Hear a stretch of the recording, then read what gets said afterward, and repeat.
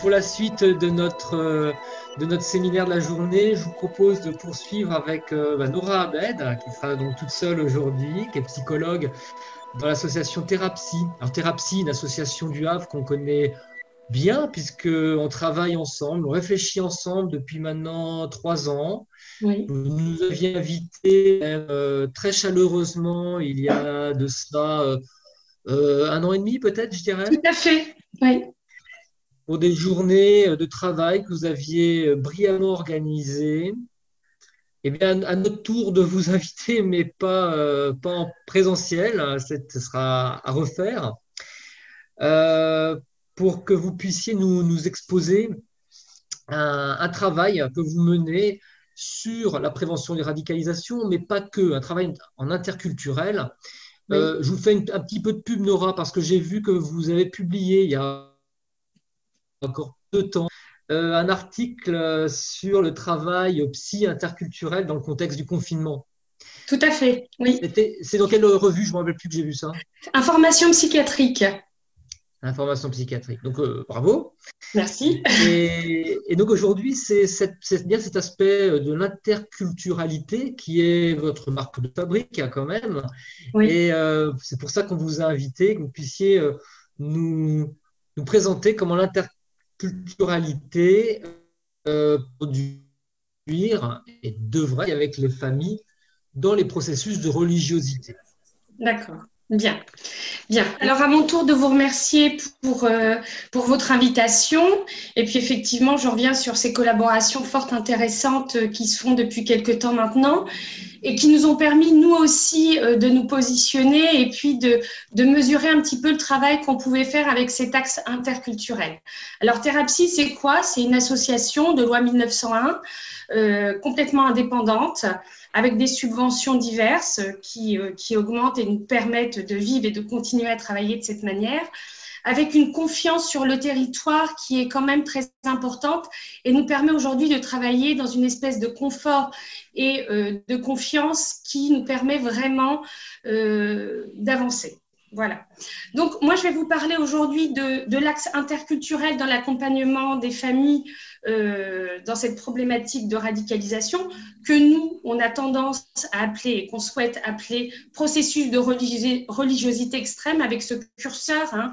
Pourquoi? Parce que nous, on travaille sur 3 axes. La prévention primaire, qui est de l'ordre de la formation, de la réflexion, un peu de la recherche, etc. L'axe de la prévention secondaire, où il y a les prises en charge à la fois groupales et individuelles, ce dont je vais vous parler aujourd'hui. Et enfin, l'axe tertiaire, qui sont avec des personnes sous main de justice, un petit peu aussi comme vous travaillez en fait. Alors, aujourd'hui, je vais vous parler de quelque chose d'important. On a mis dans ce dispositif d'accompagnement des processus de religiosité extrême, on travaille à la fois de manière groupale et individuelle. Dans un premier temps, je vais vous parler d'une expérience que nous faisons depuis 2 ans maintenant, qui sont des groupes de parole avec les familles d'enfants qui sont dans des processus de religiosité, pas forcément extrêmes, mais en tout cas dans ce processus-là, avec aussi ce mélange intergénérationnel, avec les jeunes aussi qui se confrontent dans plusieurs générations dans ce groupe-là. Dans un second temps, je vais vous parler d'une autre expérience que nous faisons, qui est intéressante d'ailleurs parce qu'elle complète votre exposé de ce matin sur la thérapie systémique, que nous appelons entretien croisé. Les entretiens croisés, qu'est-ce que c'est? C'est en fait le fait qu'il y ait des prises en charge individuelles et des familles avec un thérapeute et de leurs enfants avec un autre thérapeute. Et ce qu'on peut en faire aujourd'hui, nous, dans des expériences qui nous permettent d'élaborer des hypothèses et des axes de travail clinique. Et je terminerai par une vignette clinique qui représente tous ces dispositifs. Voilà. Alors, notre groupe de parole, il se destine aux enfants convertis et aux parents d'enfants convertis. Alors là, vous allez vous dire, l'axe interculturel, il est où? Puisque ce sont des personnes françaises, lambda, qui vont aller chercher une culture de l'ailleurs. Parce qu'en allant chercher l'autre religieux, on va aller chercher quand même un support culturel différents. Et c'est ce dont il s'agit. Cette étrangeté de l'islam, cette étrangeté de l'ailleurs, dont il va falloir composer pour justement parler de toutes ces angoisses de désaffiliation des parents. Voilà. Donc, on est vraiment dans la continuité de ce matin. Hein. Moi, ça me parle beaucoup, tout ce que vous avez dit, mais avec quelque chose, un axe différent. Et c'est ce qui est intéressant de voir pourquoi être interculturel et choisir un axe comme celui-ci peut donner des complémentarités, en tout cas d'explication, et surtout des possibilités de prise en charge très diverses. Alors, c'est quoi avoir des compétences interculturelles à Thérapsie? C'est quoi cet axe-là? C'est que nous avons la chance d'être un groupe de psychologues qui parlons tous plusieurs langues. Voilà. Donc, le fait de pouvoir donner accès à la langue d'origine ou à la langue d'acculturation ou de souhait d'affiliation est un élément fort important parce que même s'il ne se fait pas dans tout le langage, dans toute la durée, dans tout l'entretien, ne serait-ce que le fait d'utiliser ou de comprendre quelques mots et de pouvoir en faire quelque chose dans des codes culturels permettent une alliance thérapeutique et en tout cas une confiance dans les prises en charge qui donne une plus-value certaine.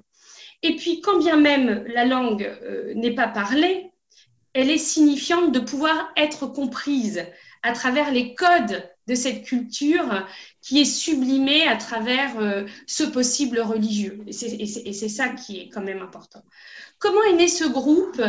Donc, comme je vous le disais, il est né il y a 2 ans parce que une jeune femme qui s'occupe bénévolement des convertis sur la région havraise a vu notre travail, s'est intéressée à notre travail, nous a sollicité un entretien et nous a dit moi je suis très gênée, je reçois beaucoup de jeunes entre 14 et 18 ans qui veulent se convertir et beaucoup sont très mal.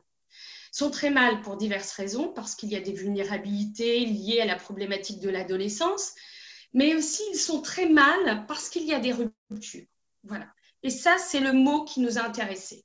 Le risque de rupture, et nous savons bien que dans cette problématique, ça a été, si vous voulez, la porte ouverte à tous les départs et en tout cas tous les fantasmes d'aller vers un djihad efficace puisqu'il n'y avait plus d'attache et cette rupture permettait justement de ne plus être dans la loyauté familiale et de faire abstraction de tout cela. Voilà. Donc, ce mot rupture a focalisé notre intérêt à travailler avec les familles et avec ces jeunes. Et nous avons souhaité associer cette jeune femme qui accueille les convertis, qui est elle-même convertie, donc c'est important de le dire aussi. Et voilà, dans ce groupe, on reçoit des mamans, pas encore de papas, mais on parle beaucoup des papas, mais on n'a pas encore eu la chance d'avoir des papas, je l'espère bientôt. Et ces jeunes qui viennent parler de la difficulté de leurs parents à accepter ce à quoi ils veulent accéder d'un point de vue identitaire, ce à quoi ils veulent accéder d'un point de vue aussi d'une sérénité qu'ils n'ont pas réussi à trouver dans leur propre famille. Effectivement, faire groupe, c'est pas facile parce que la question qu'on s'est posée et aussi ce qu'on a pu travailler tout au long, c'est de se dire est-ce que c'est une identité de groupe, une clinique de groupe qu'on va mettre en avant, ou alors est-ce que c'est une clinique individuelle dans le groupe qu'il va falloir réfléchir et vraiment diriger le mieux possible. Et en fin de compte, on s'est dit, avec le temps, avec l'expérience, que les deux peuvent cohabiter. Il n'y a pas de ça ou ça, mais il peut y avoir aussi ça et ça. Et c'est ça qui est important, c'est la confrontation à la clinique, même si le théorique reste très important, c'est la possibilité d'aller découvrir des manières de faire et de se dire on valide ou on valide pas. Quelle est la dangerosité à confronter la clinique du groupe et la clinique individuelle dans des problématiques comme celle-ci. Le point culminant qui nous a permis de valider tout ça, c'est l'échange intergénérationnel qui se faisait à l'intérieur de ce groupe. Même si certains des enfants ne venaient pas avec leurs parents, ou que ces parents ne venaient pas avec leurs propres enfants, il se faisait quand même ce fantasme de refaire famille avec un autre parent dans ce groupe. Et donc, l'absence du parent réel était formalisée par la présence d'une autre mère. Et ça, c'était très important de pouvoir dire, il n'est pas là, elle n'est pas là, mais vous pouvez faire avec une autre figure d'attachement possible, qui vont pouvoir aussi accueillir vos mots et vous dire que pour eux aussi, avec leurs propres enfants, ça n'a pas été possible. Je vous donne un petit exemple. Une jeune femme convertie, qui est mère de famille, qui a un petit garçon, et malgré son âge, dit en fait, moi j'y vais tout doucement avec ma mère, elle ne pourra jamais venir ici parce que l'islam, ce n'est pas possible pour elle. Bon, mais elle m'a quand même dit, ma mère, une fois, j'aurais préféré que tu me dises que tu es homosexuel plutôt que tu me dises que tu te convertisses. Et alors là c'est quand même quelque chose de possible, d'offrir un lieu neutre, comme nos locaux, comme cet espace de parole, où le sexuel, parce que c'est aussi ça, le pulsionnel sexuel de l'adolescence, et aussi tout ce qui est remanié dans ces processus de religiosité, peut être parlé de manière complètement libre et dialoguer avec d'autres personnes qui ont pensé la même chose, mais qui n'ont pas osé le dire.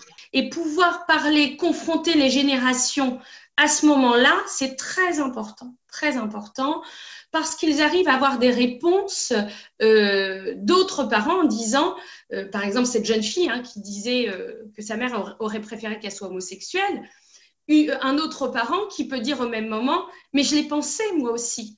J'ai pensé et je n'ai pas pu le dire parce que c'est presque honteux. La possibilité de donner de l'épaisseur à sa pensée, parce qu'il est possible de dire quelque chose sans être jugé et qu'en fin de compte, tout le monde pense pareil, mais qu'on n'est plus dans le politiquement correct. Faire référence à une espèce de racisme, parce qu'en fait, c'est ce dont parlent ces jeunes. C'est une autre génération, mes parents, l'islam est diabolisé, il est tellement médiatisé, il est associé au terrorisme. Donc, à un moment donné, voilà, on est obligé d'être stigmatisé dans cette étiquette complètement cloisonnée. Toujours est-il que cette confrontation intergénérationnelle va mobiliser tout ce dont vous aviez parlé tout à l'heure, quand vous parliez des générations antérieures et de ce que cela pouvait venir faire confusion dans la symptomatique religieuse qu'apportaient ces jeunes. Parce que ces jeunes, en l'occurrence, lorsqu'ils viennent faire désordre au niveau familial, et que les parents puissent en dire mais qu'est-ce que j'ai fait moi pour mériter ça? C'est une punition. J'aurais jamais pensé. J'ai loupé quelque chose dans mon éducation, dans ma transmission. Surtout on a une des mamans qui est très active dans le diocèse à Havrais et dont le fils s'est converti. Et elle s'était dit, cette maman, j'ai honte, c'est pas possible. Je suis dans une famille chrétienne, catholique, pratiquante. Mon fils décide de se convertir. Comment je vais le dire à ma mère, donc à la grand-mère de ce fils? Je lui demande donc comment elle a engagé et à un moment donné pris la décision de ne plus cacher ce qui était honteux à la famille. Et elle me dit, j'ai pris mon courage à deux mains, j'y suis allée en disant, maman, je vais te dire une triste nouvelle. Je ne sais pas comment te le dire parce que j'ai peur que cela te peine. Voilà, ton petit-fils s'est converti. Et là, la grand-mère lui dit, oh, c'est que ça, mais j'aurais vraiment pensé que tu m'aurais annoncé quelque chose d'autre. Peu importe, tant qu'il croit à quelque chose, c'est le principal. Voilà. Comme quoi le fantasme que cela induit aujourd'hui, encore plus qu'avant, dans les phénomènes de conversion pour ces parents-là, induit quelque chose de l'ordre de la terreur. Et là, on en revient justement à cet axe interculturel de dire l'étrangeté, cet étranger. Si on objectivise justement le concept de conversion, de religiosité, etc., on peut le conceptualiser d'un point de vue interculturel à une notion de l'étrange, de ce qui vient d'ailleurs. On est quand même en Occident, il n'y a pas de berceau de l'islam dans le coin, hein, on est d'accord, et qu'à un moment donné, ça vient bien d'ailleurs. C'est bien que quelqu'un l'a amené et a induit une possibilité de désaffiliation pour ces jeunes. C'est ça qui fait terreur pour ces familles, parce qu'en premier lieu, ils se disent « mais qu'est-ce qui va changer? Je vais perdre ma fille ou je vais perdre mon fils ». Et d'ailleurs, c'est beaucoup plus problématique quand ce sont les filles qui se convertissent, parce qu'il y a cet objet ostentatoire du voile, de l'habit, qui vient poser problème parce que là, ça devient visible. Quand ça n'est pas encore visible, vous parliez de tatouage pour la jeune Jeanne ce matin, on pourrait parler aussi des piercings. Hein. Il y a des jeunes filles qui ont des piercings, qui gardent leurs piercings, même si ça ne va pas avec leurs nouvelles valeurs. Et elles peuvent dire dans ces groupes, mais ça me permet aussi de leur dire, je ne change pas, je suis encore celle que vous avez aimée, que vous avez élevée. J'ai juste besoin d'un ailleurs, j'ai juste besoin de quelque chose d'autre. Et ce qu'ils entendent, ces familles-là, dans ce besoin de l'ailleurs, c'est un besoin d'affiliation à une nouvelle famille. Je vous rappelle d'ailleurs que ces jeunes appellent dans la communauté religieuse ma sœur ou mon frère. Hein. Et ça, c'est vraiment verbalisé comme tel. Hein. Il n'y a pas de sous-entendu. Et d'ailleurs, on voit bien, on en parlera certainement, on écoutera ça au niveau des emprises, un langage extrêmement codifié qui vient poser cette nouvelle affiliation, cette nouvelle identité. Ce langage codifié, il est clairement interculturel. Il est clairement interculturel parce qu'il est aussi défini par des mots qui sont dans un livre qui est écrit aussi en arabe. Donc, on ne peut pas faire l'économie de ce fait-là. Hein. Donc, à un moment donné, on va questionner dans ces groupes-là, mais qu'est-ce qui vous fait peur ? C'est ailleurs, qu'est-ce qu'il représente pour vous, pourquoi un exotisme d'habitude qui peut être plutôt intéressant à travers un couscous, une shorba ou autre chose, d'un seul coup, il devient très stigmatisant et voire terrorisant à partir du moment où il fait référence à du sacré, à une manière de poser une conduite de vie, et je dirais même une conduite de mort. C'est-à-dire que quand c'est là où viennent se confronter la pulsion de vie et la pulsion de mort, c'est que lorsqu'ils font la shahada pour se convertir et qu'ils décident de rentrer dans ce processus-là, ils le font, ils le disent jusqu'à la mort, c'est-à-dire je suis né peut-être d'une autre religion, baptisée ou dans d'autres rituels de parrainage, etc., mais je mourrai comme un musulman. Et cette notion, effectivement, de morbidité et du possible du morbide dans le fantasme du djihad, c'est ça qui vient saisir la terreur de ces familles en disant « ça n'est plus possible ». L'aspect politisé, effectivement médiatisé, les empêche d'avoir accès à l'individualité, à la subjectivité de leurs propres enfants. Comme si que la communication en dehors d'un tiers ou sans la présence d'un tiers devenait impossible, voire dramatique, avec une possibilité de rupture.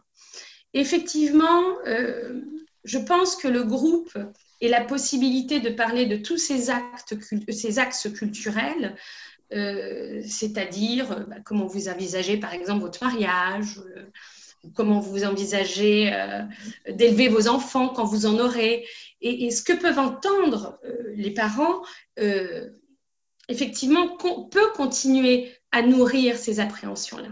Mais les discuter en groupe, quelque part, les amène à penser autre chose, quelque chose d'un petit peu plus serein et la possibilité de penser dans d'autres mouvements psychiques. Parce que, en fait, c'est ça dont il s'agit dans l'axe interculturel, c'est la notion de mouvement psychique et physique. Pourquoi? Parce que quand on amène à élaborer d'une autre manière, on les amène à dire aussi, physiquement, ils restent là. Mais qu'est-ce qui leur fait peur aujourd'hui? Même si on sait bien qu'il n'y a plus, ou en tout cas très peu de départs dans d'autres pays, le langage reste quand même, pour les plus extrêmes dans leur religiosité, de dire la volonté de partir vivre dans un pays musulman. Hein. Donc, il y a cette idée de départ encore, mais ils sont déjà partis en fin de compte dans leur mouvement psychique. Et c'est là qu'il faut ramener un petit peu ce croisement intergénérationnel et transgénérationnel dans une réalité du terrain et dans une réalité à penser. C'est ça qui reste très intéressant. Pourquoi? Parce qu'à un moment donné, il y a l'inter et le transgénérationnel. L'intergénérationnel, c'est ce qui se transmet de manière consciente, donc verbalisée dans le groupe. Transgénérationnel, c'est ce dont on faisait aussi allusion ce matin dans votre première partie, à savoir ce qui s'est passé dans les autres générations, qui ont été transmises sans être verbalisées et qui viennent faire symptôme aujourd'hui dans la discontinuité relationnelle intrafamiliale. Voilà. Et où le religieux arrive pour faire symptôme et donner l'occasion, peut-être, de parler justement de ce qui n'a pas pu être dit, mais en tout cas transmis inconsciemment à travers les autres générations sur les générations descendantes. Effectivement, on a accès à 2 générations, nous, dans ce groupe. On n'a pas accès aux grands-parents. Et c'est dommage. Mais bon, après, c'est aussi les limites du groupe.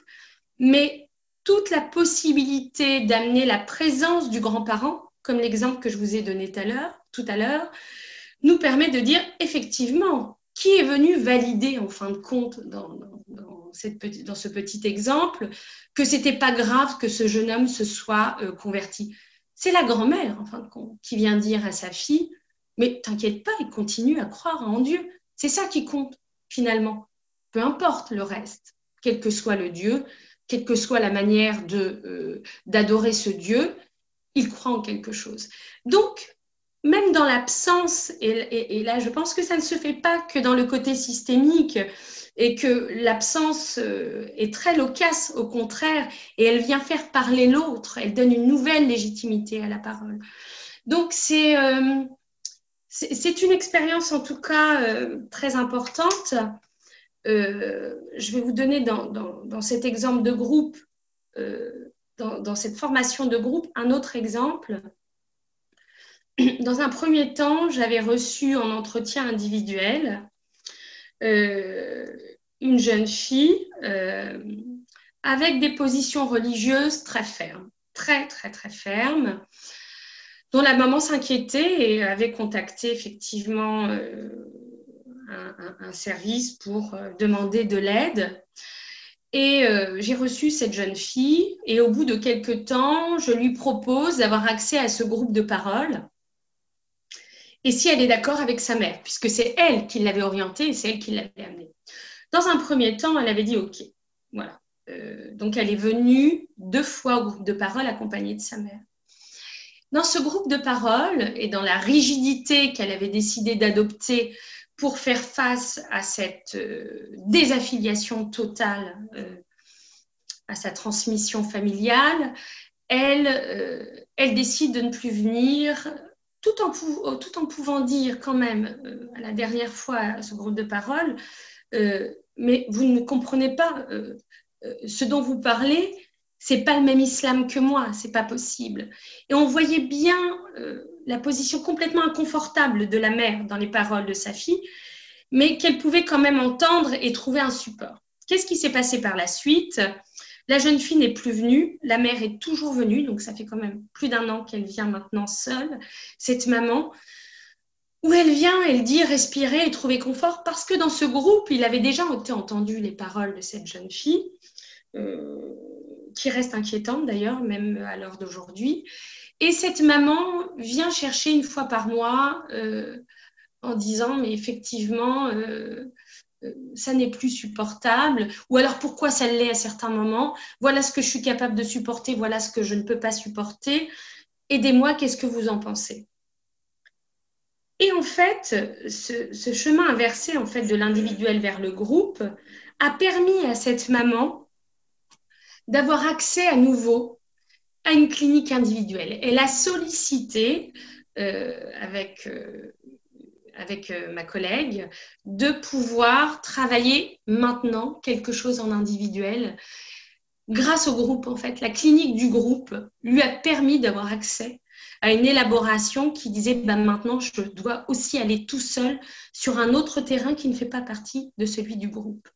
Donc vous voyez, c'est ça qui nous a permis aussi dans cet espace groupal de faire une dissociation et une combinaison possible entre le groupe et l'individuel et ce va-et-vient permanente qui en fait ne vient biaiser en aucun cas la continuité des prises en charge individuelles. Ça, c'est important de le rappeler.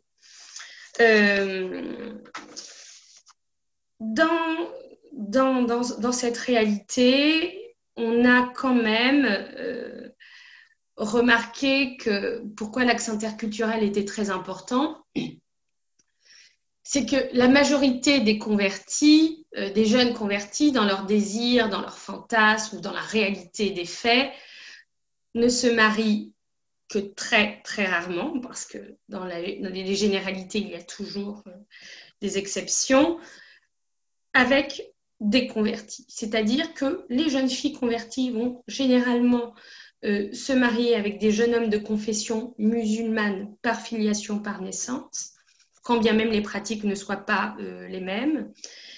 Et c'est exactement la même chose pour les jeunes hommes convertis qui vont chercher des épousailles avec des jeunes filles d'affiliation aussi, de filiation, pardon, d'origine musulmane, qu'elle soit d'origine africaine, maghrébine ou de l'Europe de l'Est. Voilà. Et ça permet bien de montrer que à travers la composante religieuse, on va vraiment chercher une composante culturelle. Parce que lorsqu'il y a mariage, généralement, il se fait dans la composante culturelle cherchée par l'autre époux. Hein, et aussi dans les projections éducatives, etc., etc. Ce groupe a aussi comme possibilité de pouvoir dire quelles sont les modalités pour éviter ces ruptures-là. Quelquefois, ça n'est pas possible en fonction de l'aspect défensif, soit du parent, soit de l'enfant, et de tout ce que ça mobilise aussi dans sa structuration psychique, mais quelquefois, ça l'est. Et l'aide du groupe, le concept groupal, aide à comprendre un petit peu cet étayage qui donne de la force à sortir d'un fonctionnement très catégorique, en fin de compte. Dans cette conclusion un petit peu de cette expérience de groupe de parole, donc ça date de 2 ans, ça nous a amené, grâce aux prises en charge individuelles, à penser comment faire pour continuer à faire justement avec ces prises en charge individuelles quelque chose qui puisse nous donner matière à nous, cliniciens, nous, thérapeutes, de continuer à travailler sur quelque chose de l'ordre de la théorisation, de la conceptualisation, mais aussi dans la directive que l'on peut prendre dans nos cliniques, tout simplement. Et là, nous avons eu l'idée des prises en charge croisées. C'est quoi une prise en charge croisée?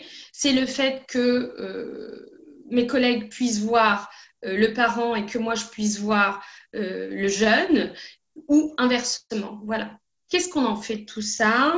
À partir de quel moment éthiquement on peut être aussi dans les limites du secret partagé? À quel moment on peut aussi amener nos éléments d'inquiétude, et là on parle plutôt du jeune, hein, dans ce qui va venir faire rupture, dans ce qui va venir aussi amener une religiosité du coup extrême avec une judiciarisation qui est déjà effective ou qui risque de l'être. Voilà. Et comment, peut-être dans un temps, préparer le parent à ce qui risque d'arriver, mais aussi aider l'enfant, le jeune, l'adolescent, à continuer à travailler ces processus d'identification et justement aller chercher qu'est-ce qui a fait à un moment donné basculer, qu'est-ce qui a fait trouver dans cette rencontre religieuse, cette rencontre de l'islam, quelque chose où ils ont ce sentiment d'être dorénavant complètement serein, contenu et surtout sécurisé.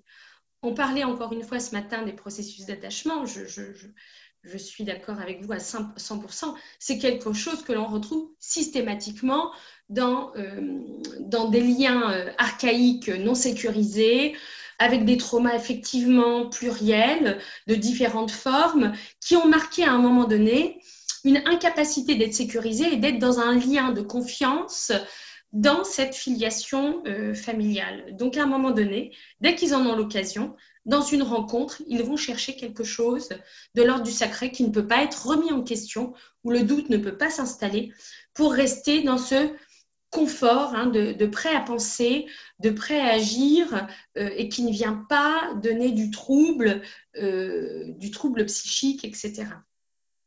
Je vais vous donner un exemple concret pour ces prises en charge croisées. C'est un exemple. Alors moi, je suis la jeune fille et ma collègue Adia suit la maman.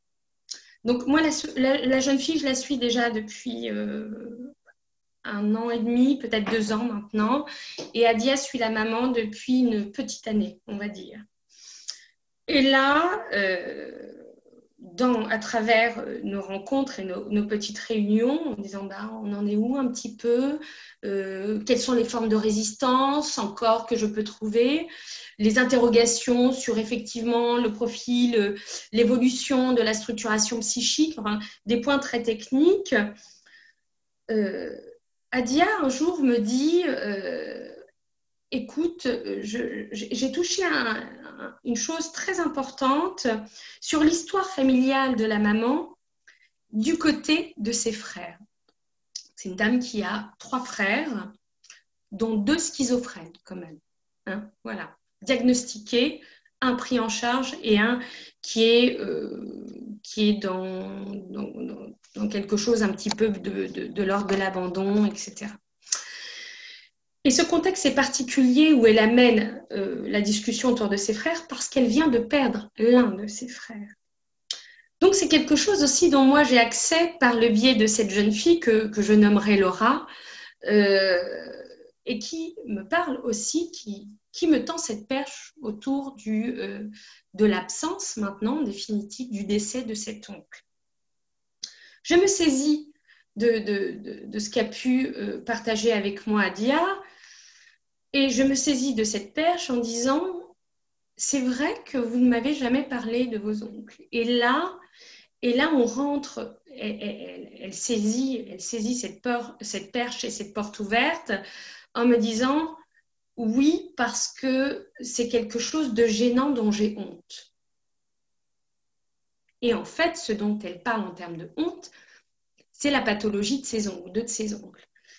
Évidemment, elle en parle de manière avec du haut de ses 17 ans, hein, en disant qu'ils sont tous fous dans cette famille, que pour elle, c'est pas possible, et que quand même, elle se souvient d'un seul coup, hein, parce que c'est quelqu'un qui a très peu de souvenirs de son enfance, elle se souvient quand même qu'à certains moments, elle a pu avoir peur d'un de ses oncles. Et là, elle fait cette association inconsciente de me dire, en fin de compte, c'est grâce à ça que je me suis convertie.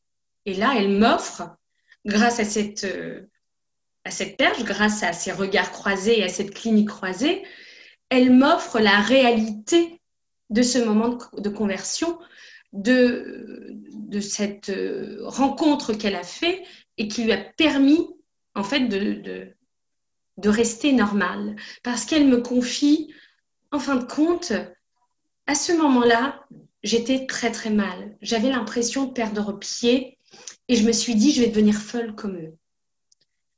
J'ai rencontré, elle était pratiquante, hein, elle était chrétienne pratiquante, plutôt dans un versant évangéliste. Elle allait à l'église, enfin, elle était assez pratiquante. Mais il y avait quelque chose qui lui manquait. Et une fois de plus, elle parle de la filiation et de Jésus, en fait, qui n'est pas le fils légitime pour elle de Dieu. Et qu'en fait, l'islam vient lui dire, bah voilà, en fin de compte, cette non-légitimité sur laquelle, en fin de compte, elle travaille, eh ben, l'islam, c'est parfait, c'est un bon compromis. Et à partir de là, lorsqu'elle se convertit toute seule et qu'elle décide de devenir pratiquante, les symptômes dont elle parlait, hein, de perdre pied, d'être dépressive, de s'enfermer, elle les a vus disparaître. Elle ne l'a pas vu se transformer, comme moi je peux les voir se transformer dans un autre versant, mais elle les a vus disparaître. Elle s'est dit, en fin de compte, c'est seulement comme ça que je pourrais rester normale et ne pas être comme cette famille. Voilà. Donc, vous voyez, cette possibilité de croisement dans des règles. Alors, c'est très expérimental. Hein. Il n'y a pas de... Voilà, nous, on partage une expérience avec vous. Je pourrais vous donner d'autres exemples. Mais ils reviennent toujours à nous, de nous permettre, en tout cas, d'apporter des directives et en tout cas, quelquefois, sur un temps qui est compté. Parce que quand ces jeunes décident la rupture, il est déjà trop tard. Donc, on est dans... Alors, je ne dirais pas une urgence, parce que justement, travailler la religiosité, l'interculturalité, c'est tout sauf quelque chose d'urgent dans lequel on doit faire rapidement. Ça nous empêche d'élaborer justement et de travailler. Mais de se dire, dès qu'on a la possibilité d'avoir accès et que le sujet est capable d'ouvrir cette porte, il faut s'en saisir rapidement. Et ça, c'est la complémentarité clinique, mais aussi professionnelle. Hein. Vous avez la chance de le faire parce que vous travaillez de manière pluridisciplinaire. Alors nous, on travaille aussi très bien avec la Maison des adolescents du Havre, mais effectivement, ce n'est pas pareil. On est encore dans un contexte associatif. Mais cette complémentarité, en tout cas, donne accès au fait de ne jamais penser seul dans quelque chose qui peut très vite sidérer, amener du doute, de la peur, de se dire qu'est-ce que va faire ce jeune, est-ce qu'il va passer à l'acte ou est-ce qu'il a un désir de partir, mais d'une autre manière. Et ça, je pense que c'est un confort aussi contre-transférentiel pour nous psychologues, hein, de pouvoir toujours trouver support. Voilà. Mais c'est aussi un confort transférentiel pour le patient qui, lui, comprend un petit peu cette sérénité, cette possibilité. Donc, dans ces relations croisées, ces prises en charge croisées, les parents et les jeunes savent, alors c'est jamais le même bureau, c'est jamais le même thérapeute, cela va sans dire, mais savent qu'ils ont choisi quand même le même endroit pour venir parler de cela. Et on s'est dit, tiens, on va mesurer aussi le biais, le nombre de ruptures hein, qu'on peut avoir dans ce genre de procédé. Donc, ça fait seulement 1 an. Pour l'instant, jusqu'à ce jour, aucune rupture. Le travail continue à se faire et on va dire même de manière très régulière. Par exemple, cette jeune fille, moi, je la vois en moyenne 1 fois par semaine, quelquefois 1 fois tous les 15 jours. Et pour les parents, c'est plus 1 fois tous les 15 jours, etc. Jamais, effectivement, le même jour, sur la même semaine, jamais les croisements ne sont possibles. Donc, cette expérience de prise en charge croisée est quand même intéressante par rapport à tout ce qu'on vient d'exposer depuis tout à l'heure, mais elle permet surtout d'expérimenter. Je pense qu'on doit, s'il y a bien une thématique sur laquelle on ne doit pas se sentir confortable et rassuré sur tout ce qu'on sait déjà, c'est bien celle de la religiosité. c'est un processus, la religiosité, c'est quelque chose qui est en mouvement, tout comme celui de l'adolescence. L'adolescence d'aujourd'hui n'est pas l'adolescence d'hier. La religiosité d'aujourd'hui n'est pas celle d'il y a 2 ou 3 ans ou à l'époque des attentats. Donc, on doit, et je pense que nous, en tant que professionnels, nous devons aussi d'essayer des choses, de nous tromper, de remettre en question, mais aussi de pouvoir partager comme on le fait aujourd'hui, de valider aussi à travers les échanges ou aussi les actions recherche qu'on peut mener et publier. C'est aussi de valider effectivement tout ce qu'on peut s'autoriser à faire aujourd'hui avec toujours ce cadre éthique qui doit absolument être très contenant à la fois pour les praticiens mais aussi à la fois pour ces jeunes. Et avant de vous présenter ma vignette clinique, pour conclure un petit peu cet échange, je voulais quand même vous dire que l'axe interculturel, ce qu'il valorise avant toute chose, c'est le concept d'altérité. C'est un concept sur lequel moi, j'ai été étudiante de Marie-Rose Moreau sur plusieurs DU, etc. Et c'est un concept qui est, je pense, le socle de pouvoir définir l'interculturalité. Ce n'est pas celui aujourd'hui de savoir tout sur toutes les cultures, c'est impossible.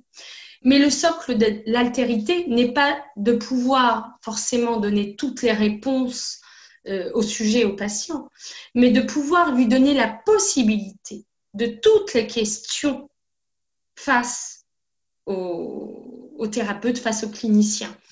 Et elle est là, cette notion d'altérité. C'est que la vulnérabilité de l'un fait face aussi à une vulnérabilité possible de ne pas savoir, mais de pouvoir, en tout cas à un moment donné, proposer le fait d'avoir envie de savoir, avoir envie de comprendre.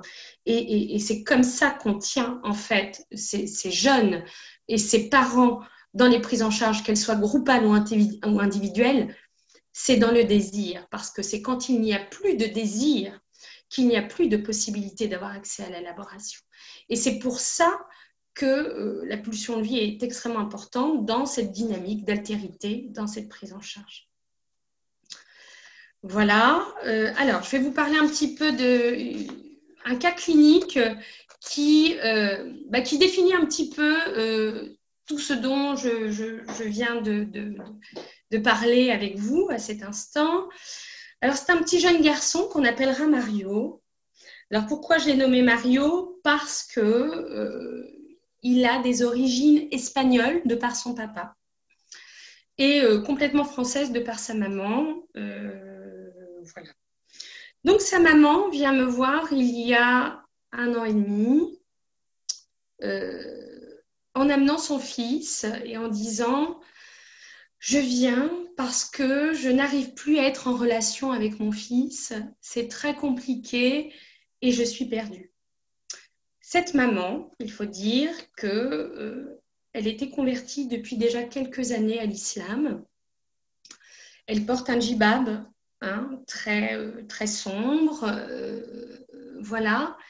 Et on voit ce jeune homme à côté dans une espèce à nouveau d'étrangeté avec une mère qui a fait un choix qui n'a rien à voir avec sa filiation paternelle. Mais cette mère nous expliquera plus tard, comme toutes ces personnes qui font ce choix, que cette conversion l'a sauvée, en fait, et qu'elle souhaite sauver son fils avec l'islam également.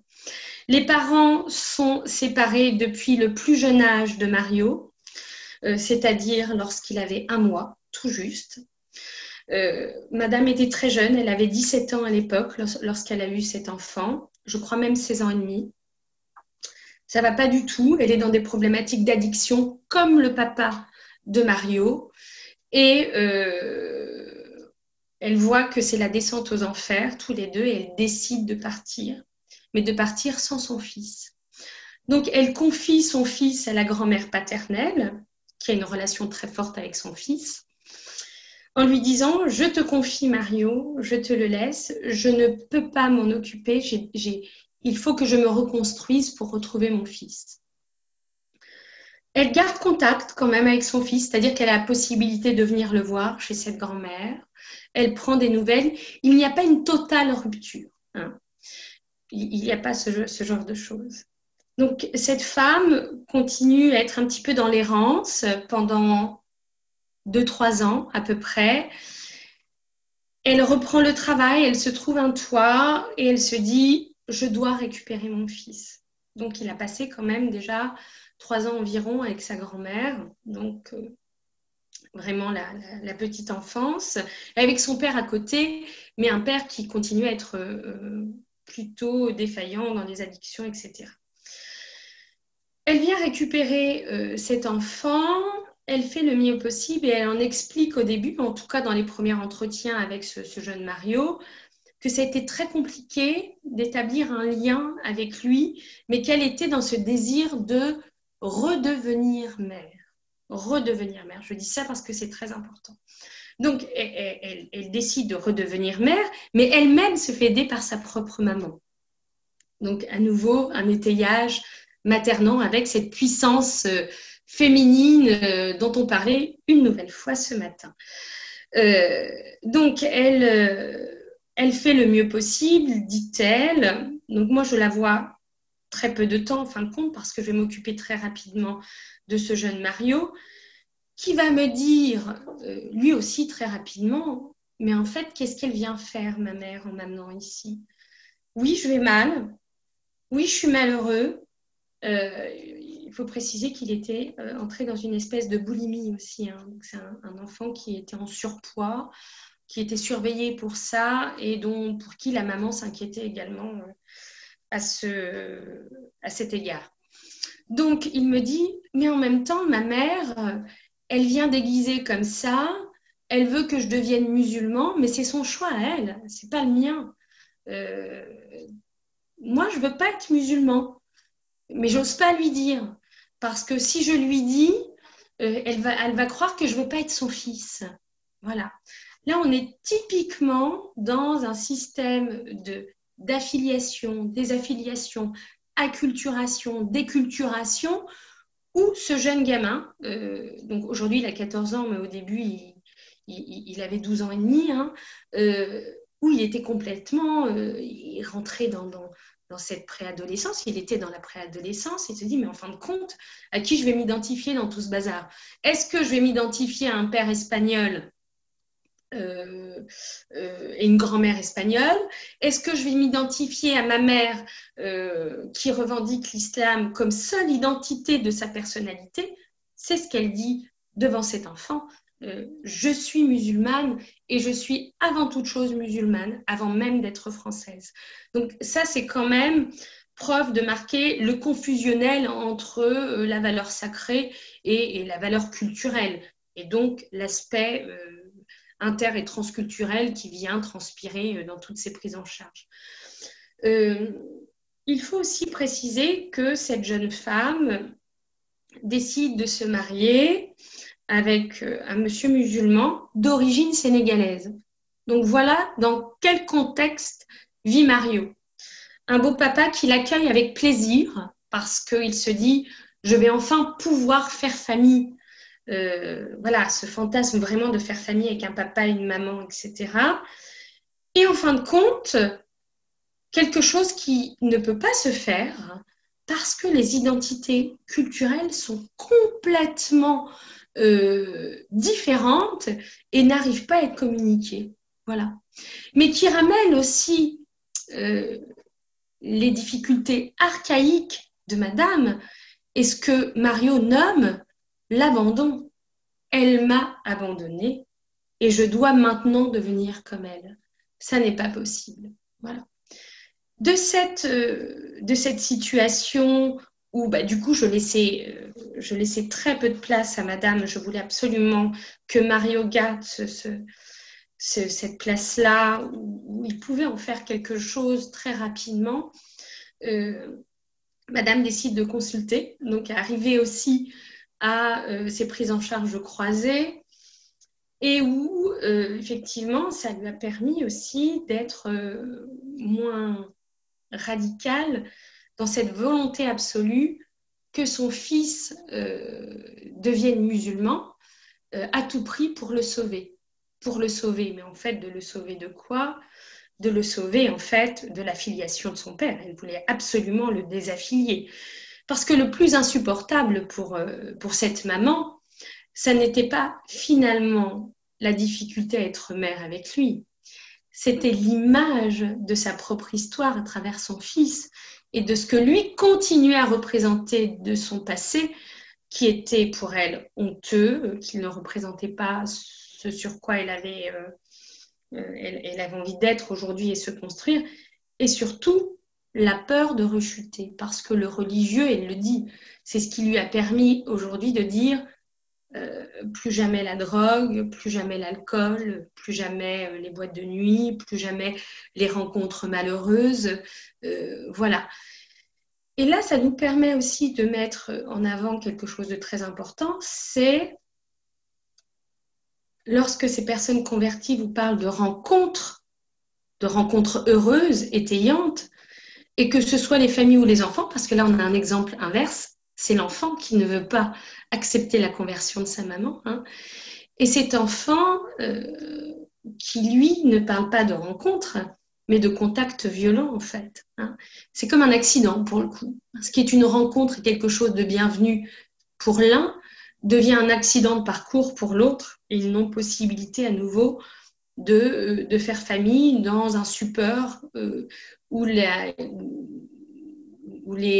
tenants culturels amènent trop de différences et trop d'écarts dans la possibilité de voir les choses dans le même chemin.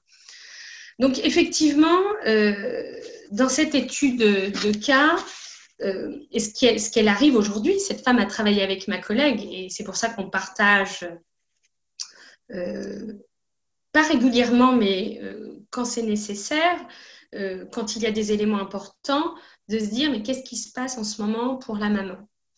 Je vais vous expliquer. Mario a 14 ans aujourd'hui, il est en 4e, et la maman ne supporte pas ce que devient son fils. Elle dit à sa thérapeute, à sa psy, c'était déjà compliqué avec mon fils, mais j'ai l'impression de moins l'aimer maintenant qu'il est adolescent.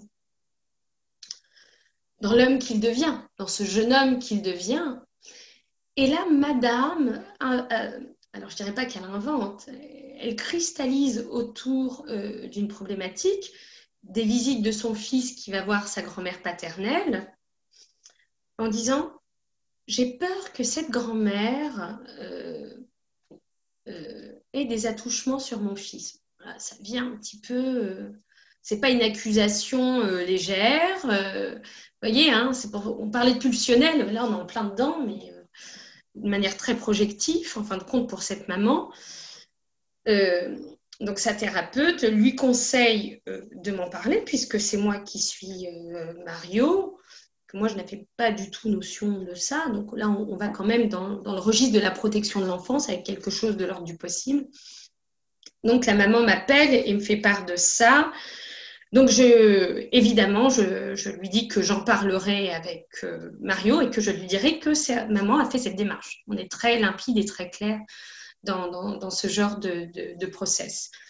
Donc, il vient, je le questionne et je lui dis ça et l'enfant s'effondre dans l'insupportable de ce que sa mère pense. C'est vraiment insupportable pour lui qu'elle puisse imaginer quelque chose que lui n'avait même pas entendu. Effectivement, il est proche de cette grand-mère et il me dit, mais de là, imaginez qu'elle me mette ces images-là. Ma mère m'a mis ces images-là dans la tête.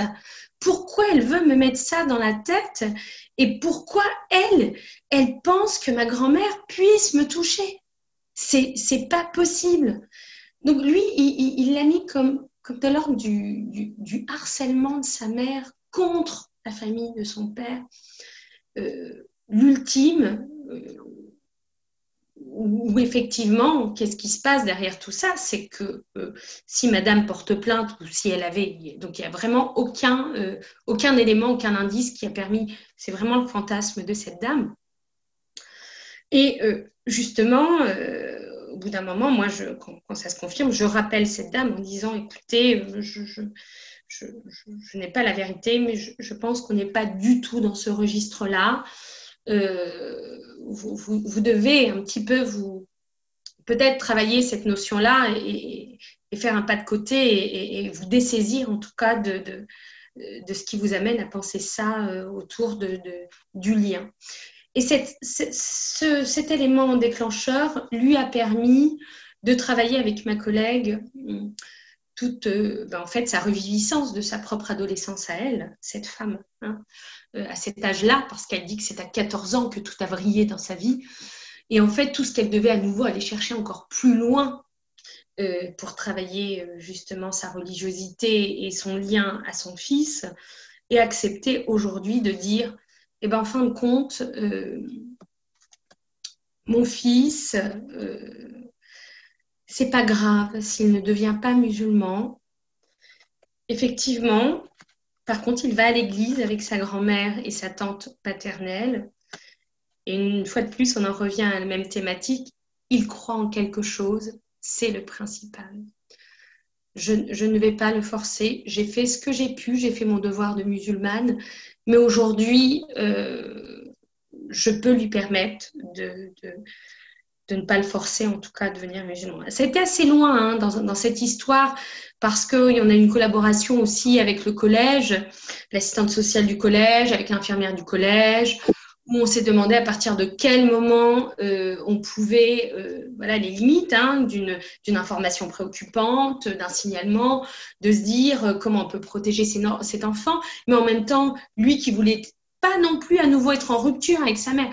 On marchait vraiment sur des œufs et c'est pour ça que la collaboration, une fois de plus, dans cette thématique, il fallait pas être face en disant « Oh là là, mon Dieu, c'est une maman salafiste, on sait jamais ce qu'elle veut faire de cet enfant.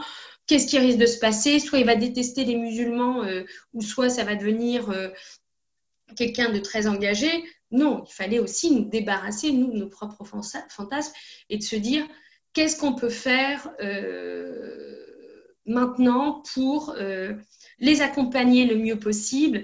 Et heureusement, pour l'instant en tout cas, ça n'est pas fini. On n'est pas du tout encore arrivé à des niveaux de signalement, mais d'accompagnement. Et une fois de plus, voilà, c'est ça un petit peu le socle de thérapie, c'est d'aller travailler et chercher ce qui n'a pas été et ce qui a amené aujourd'hui à toutes ces problématiques.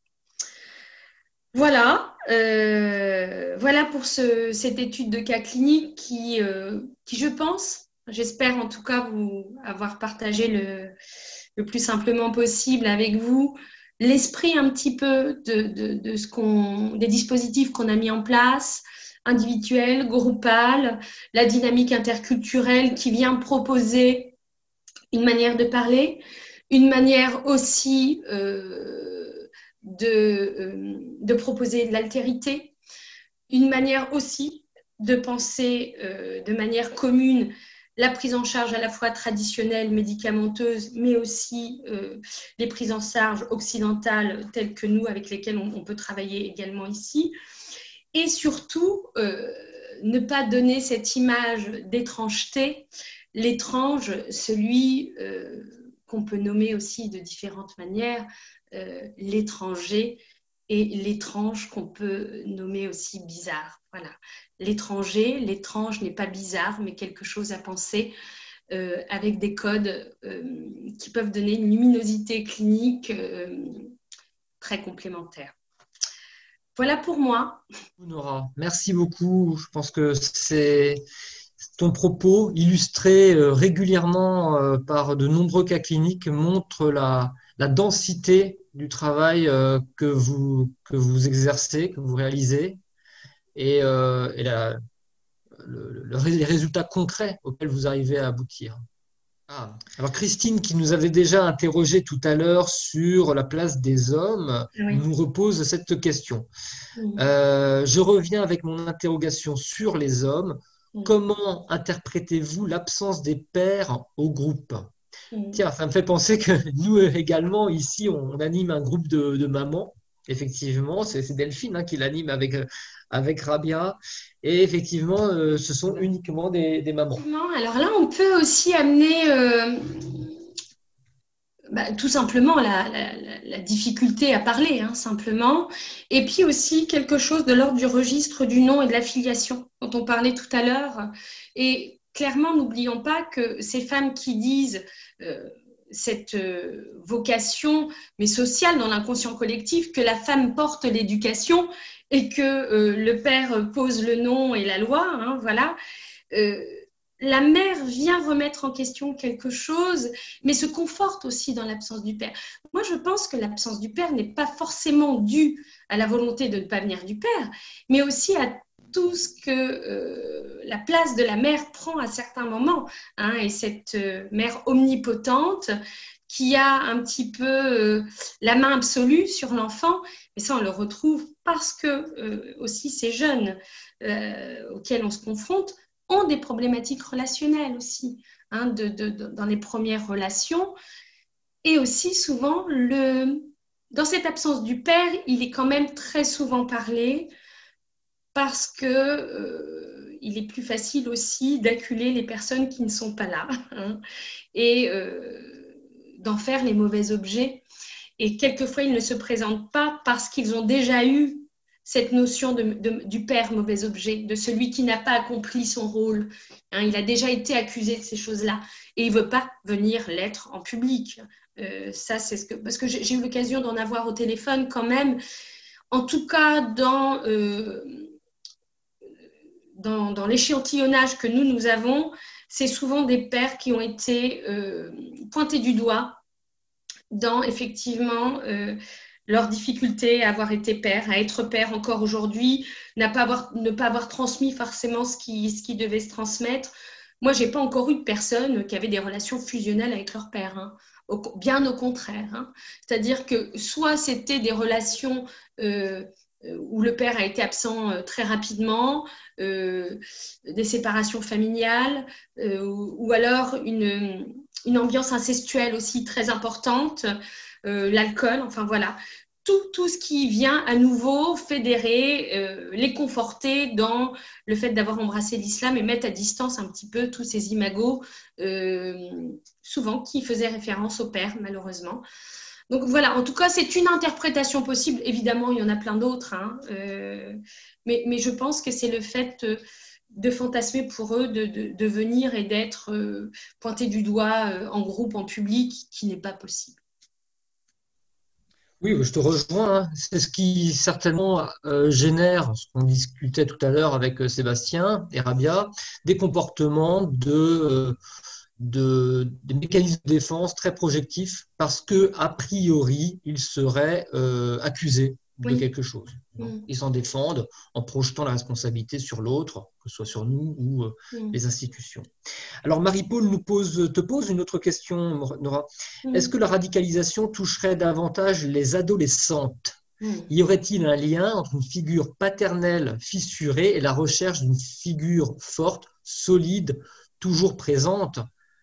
On retombe à nouveau sur la question de la figure paternelle. Je sens que ça peut être une thématique pour un prochain séminaire.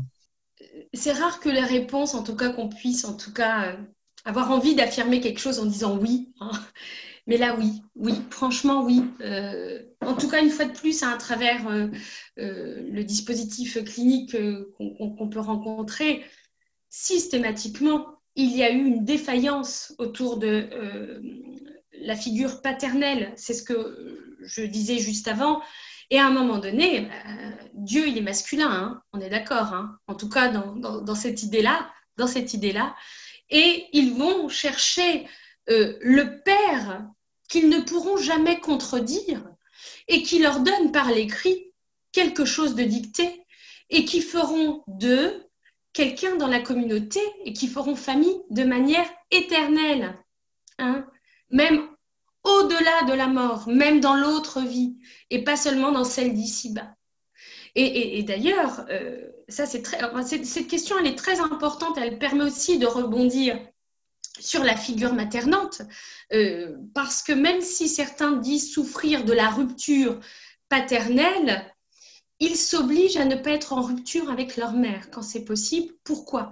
Parce que dans le Coran, il leur est dit, surtout les pieds, le paradis est sous les pieds de la mère, de votre mère. Ils ne disent pas sous les pieds de votre père, puisque le père est sacralisé à travers Dieu et celui qu'il faut cheminer et le nouveau mari qu'ils vont choisir. Hein, dans la majorité des cas, n'oublions pas qu'elles veulent se marier très jeunes, qu'elles veulent faire famille très jeunes et qu'elles veulent aussi être mères au foyer dans beaucoup de cas. Hein. Donc, mais la mère reste importante quand même parce qu'elle a aussi ce rôle un petit peu de fil conducteur entre le monde d'ici-bas et le monde pour lequel il pratique justement, et qu'il ne faut pas faire rupture. Mais le père, même si c'est douloureux, c'est pas grave parce qu'aujourd'hui, ils adorent Dieu et c'est tout ce qui compte. Mais effectivement, pourquoi on arrive à des radicalités adolescentes, donc du côté du féminin, je trouve qu'on évolue. Hein. Il y a une évolution des profils. Ça, effectivement, ce serait une formation extrêmement intéressante parce qu'on voit l'évolution des profils de ces jeunes femmes. D'ailleurs, aujourd'hui, on parle de féminisme islamiste, hein, et ce n'est pas pour rien, et des revendications qui sont quelquefois très différentes du féminisme, mais qui revendiquent autre chose, une autre force qu'ils ont construite à travers le religieux pour compenser les failles narcissiques du côté des figures paternelles, effectivement. Donc oui, on peut dire qu'ils recherchent une figure masculine très forte. On a l'exemple des jeunes femmes qui font leur djihad interne, mais qui font d'autres formes de djihad, qui vont aller chercher des hommes de combat hein, pour les faire, enfin pour son histoire, ce dont je vous ai parlé. Hein. C'est quelqu'un en fait qui a choisi clairement les dogmes religieux de l'islam pour mettre à distance en fait tous les produits qu'elle avait l'habitude de consommer et qui sont illicites dans sa pratique, hein, clairement. Voilà.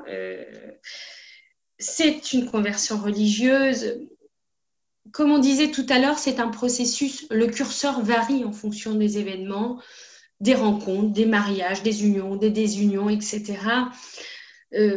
La radicalité, je dis qu'il y a une radicalité aujourd'hui qui la contient, ne serait-ce que physiquement, parce que ne pas être dans cette radicalité-là l'amènerait à être dans une autre radicalité, celle de l'autodestruction. Et ça, elle le verbalise et elle l'élabore très bien, hein, grâce à... elle cherche à comprendre maintenant. La radicalisation, non, parce qu'on n'est pas dans quelqu'un avec une personnalité qui va vouloir à tout prix imposer quelque chose. C'est pas quelqu'un qui parle de l'ailleurs, par exemple, hein, qui souhaite vivre en dehors de la France, etc. Non, on n'est pas dans cette thématique-là.